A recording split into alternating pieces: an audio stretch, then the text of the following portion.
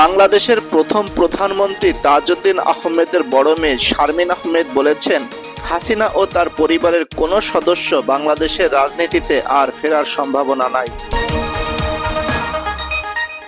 একটি বেসরকারি টেলিভিশন চ্যানেলকে দেওয়া সাক্ষাৎকারে এসব কথা বলেন শারমিন আহমেদ। আওয়ামী লীগ কবে আর কিভাবে রাজনীতিতে ফিরে আসতে পারে প্রশ্নে শারমিন আহমেদ বলেন, মাফিয়াতন্ত্রের সঙ্গে জড়িতদের দল থেকে বহিষ্কার করে পরিচ্ছন্ন কারোর হাতে নেতৃত্ব দিলে 1 বা 2 যুগ পরে আওয়ামী লীগ আবার দেশে রাজনীতির মাঠে ফিরে আসতে পারে, তবে আপাতত এ ধরনের কোনো সম্ভাবনা দেখা যাচ্ছে না। এ সময় শেখ হাসিনা ও ওবায়দুল কাদের সহ নেতৃত্বে থাকা আওয়ামী লীগ নেতাদের বিচারের দাবি জানান তিনি।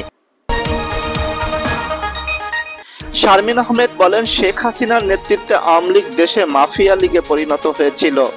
আওয়ামী লীগের ভালো লোকগুলোকে একত্র করে জনতার পাশে দাঁড়িয়ে মাফিয়া লীগের নেতৃত্বে যারা ছিল তাদের বহিষ্কারের দাবি জানাতে হবে।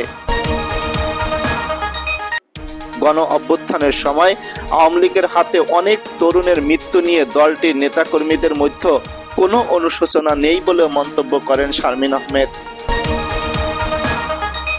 এ কারণে তাজ পরিবার আওয়ামী লীগের নেতৃত্বে আসার প্রশ্নই আসে না বলে জানান তিনি। জাতির পিতা প্রশ্নে শারমিন আহমেদ বলেন, জাতির পিতা বলার আগে অবশ্যই মুক্তিযুদ্ধে কার কি ভূমিকা ছিল সেটা বিবেচনা নিতে হবে, এটা জনগণই নির্ধারণ করবেন।